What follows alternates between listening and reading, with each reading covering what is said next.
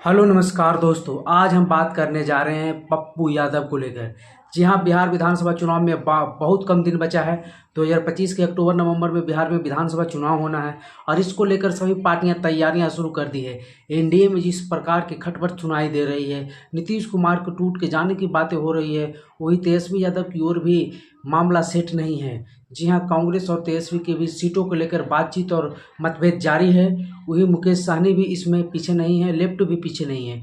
इधर भी एनडीए की तरफ नीतीश बीजेपी में दावा और वादा जारी है और इधर से जो उनके सहयोगी दल चिराग पासवान हो या फिर उपेंद्र कुशवाहा या वो जीतन राम मांझी, सभी का डिमांड भी जारी है। तो देखना ये होगा कि सीट बंटवारा किस प्रकार से होती है। लेकिन इस बीच एक बहुत बड़ी खबर ये आ रही है कि पप्पू यादव, हाँ वही पप्पू यादव जिन्होंने जन अधिकार पार्टी के नाम से एक अपना पार्टी बनाया था 2015 में, और 2024 के इलेक्शन से पहले उन्होंने कांग्रेस में अपनी पार्टी का विलय कर लिया और कांग्रेस पर काफ़ी भरोसा जताते हुए पप्पू यादव ने उम्मीद की थी कि लोकसभा के चुनाव में पूर्णिया से उन्हें टिकट मिलेगा। हालांकि कांग्रेस उन्हें टिकट नहीं दे पाई, आरजेडी के दबाव में या और कुछ में, ये तो हम कह नहीं सकते, लेकिन सभी लोग जानते हैं। फिर भी पप्पू यादव ने निर्दलीय चुनाव लड़ा। हालांकि कांग्रेस के इंटरनली तौर पर सहयोग रहा, लेकिन 2025 के चुनाव में पप्पू यादव की भी डिमांड किसी से कम नहीं है। कोई भी जो बिहार में मौजूदा स्थित छोटे छोटे प्रादेशिक पार्टियां हैं उससे कम नहीं है।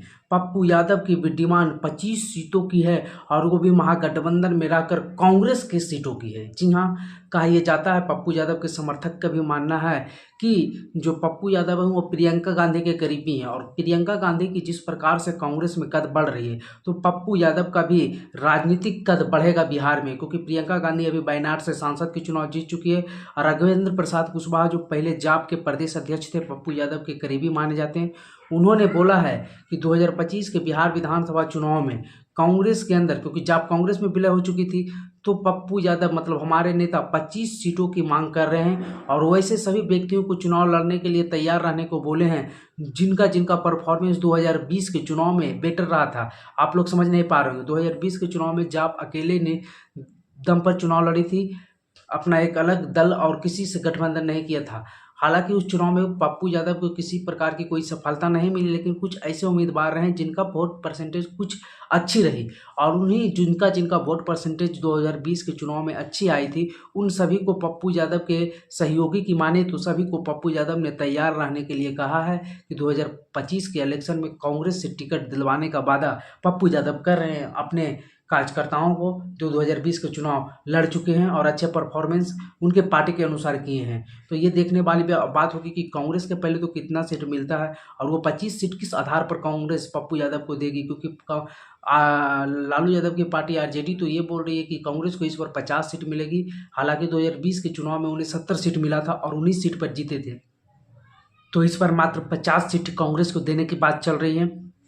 तो 50 सीट में किस प्रकार से पप्पू यादव को कांग्रेस मैनेज करती है और पप्पू यादव को अपने पक्ष में रखते हुए भी, क्योंकि पप्पू यादव कांग्रेस के समर्थन में बात दिखाते हैं, लेकिन कांग्रेस का कोई नेता बिहार में हो या केंद्र में पप्पू यादव को खुला समर्थन करते हुए बिहार में नहीं दिखता है। पप्पू यादव निर्दलीय सांसद होते हुए भी कांग्रेस के सभी मुद्दों पर साथ देते हैं। आपको बता दें कि 2024 के चुनाव में कांग्रेस 99 सीटों पर जीती थी और पप्पू यादव एक निर्दलीय सांसद होकर पूर्णतः कांग्रेस के समर्थन में आ गए। और हालांकि उनकी पत्नी भी कांग्रेस से जो है राज्यसभा सांसद हैं छत्तीसगढ़ से, तो कांग्रेस से पप्पू यादव का पुराना रिश्ता रहा है और वो राहुल गांधी को अपना नेता मानते हैं। तो देखना होगा 2025 में। हालांकि तेजस्वी यादव और पप्पू यादव की आंकड़ा नोच होकर आता है, तो तेजस्वी यादव क्या पप्पू यादव को इतनी सीटें देने के लिए दे देंगे 2025 के चुनाव में, ये देखने वाली बात होगी।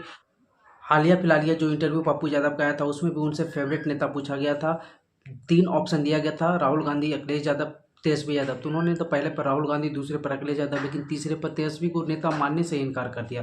तो देखना होगा कि 2025 के चुनाव में किस प्रकार से मैनेजमेंट कांग्रेस से पप्पू यादव को खुश रखती है, या फिर पप्पू यादव फिर से अपने जो जाप पार्टी है, पार्टी विलय हुई लेकिन कार्यकर्ता तो अभी हुई है ना, अपने कार्यकर्ता को निर्दलीय चुनाव लड़ा देते हैं या फिर से एक नई पार्टी बनाकर चुनाव में उतार देते हैं। हालांकि हमारी माने तो कांग्रेस तो 25 सीट कोई हाल में नहीं देगी, क्योंकि कांग्रेस को इस बार 50 सीट देने की बातें चल रही है। अगर 70 भी मिल जाती फिर भी 25 सीट कांग्रेस कहाँ से देगी? उसके अपने जो पहले से कमिटेड उम्मीदवार है उन्हें उतारेगी, उन्हें लड़ाएगी। जो पहले से तैयारियों में लगे हुए हैं उन्हें छोड़कर 25 सीट पप्पू यादव को तो दे नहीं सकती। हाँ, कांग्रेस में जाने के बाद ये हम मान सकते हैं कि पप्पू यादव को 3 से 8 सीटों के बीच सेटलमेंट किया जा सकता है। उम्मीद है कि 5 सीटें देकर पप्पू यादव को मना लिया जा सकता है और ये बहुत बड़ी बात होगी, क्योंकि सभी पार्टियां अपने अपने स्तर से 2 गुना 3 गुना सीटों की मांग करती है। बाकी जब मीटिंग होता है, समझौता होता है, तो उन्हें मैनेज कर लिया जाता है। तो चलिए, ये वीडियो आपको कैसा लगा कमेंट बॉक्स में अपनी राय जरूर दीजिएगा। वीडियो पर बने रहने के लिए धन्यवाद।